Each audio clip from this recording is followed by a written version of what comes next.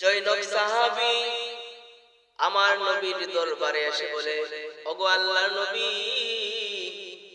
আমি সাহাবী এতটাই গরীব, আমার ফ্যামিলির মধ্যে কোনো শান্তি নাই, অশান্তি নিয়া ফ্যামিলি চালাই, ঘরের মধ্যে কোনো বরকত নাই, কোনো আয় উন্নতি নাই।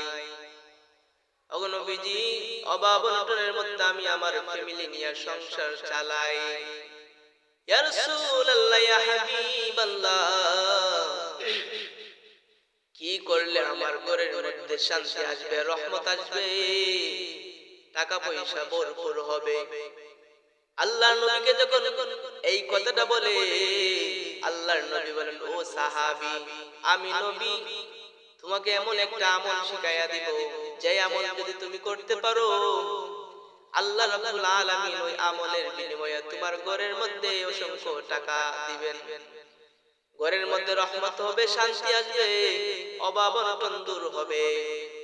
সাহাবী বলেন, ইয়া রাসূলুল্লাহ, ইয়া হাবিবাল্লাহ, আপনি জানায়া দেন কোন আমল করলে আমি আমার অভাব অনটন দূর হবে, সংসার শান্তি হবে, টাকা পয়সার মধ্যে রহমত বরকত আসবে।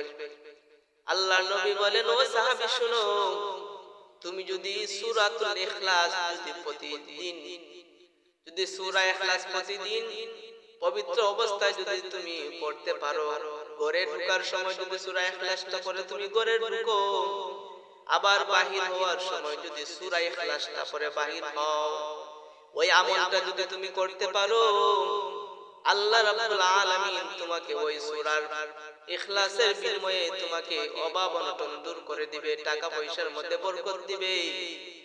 আল্লাহ রাব্বুল আলামিনের বিনিময়ে তোমার অভাব অনটন দূর হয়ে যাবে।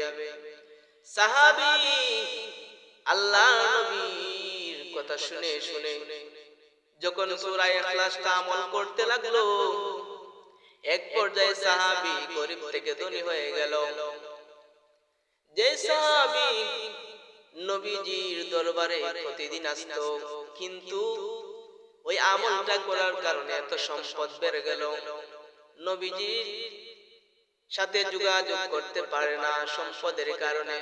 হঠাৎ একদিন নবীজির সঙ্গে দেখা, আমার নবী বলেন, ও সাহাবী, তোমার কি অবস্থা, কেমন আছে এখন?